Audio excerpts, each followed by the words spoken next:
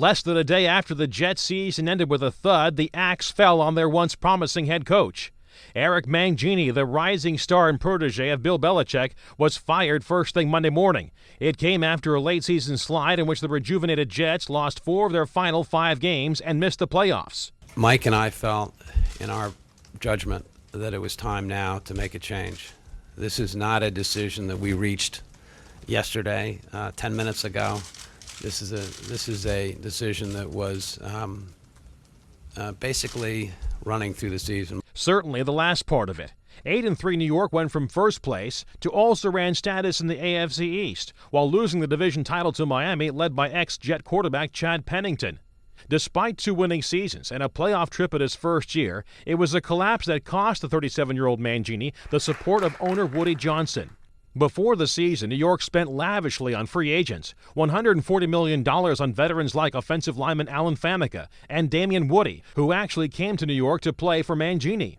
We were together in New England, and he was the reason why I came here, and all the things I was looking for. When I was a free agent, they were right here, sitting right here, and it's just unfortunate how everything just kind of snowballed to this point. The Jets then went out and traded for the future Hall of Famer Brett Favre. And then after an eye-popping start that featured road wins over both New England and the unbeaten Titans, expectations soared when New York moved into first. There was even talk of the Super Bowl.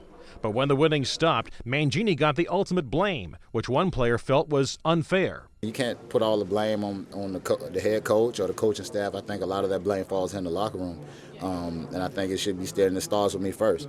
So anytime you're in a situation like that, unfortunately, the coaches always get pushed out the door first, and the players get to stay behind, and somebody else get to come in. But it's just the way the business is. Mangini, who finished his Jets tenure with a 23-26 record, met with his players one final time before saying goodbye for good. Some didn't like the news, but they dealt with it.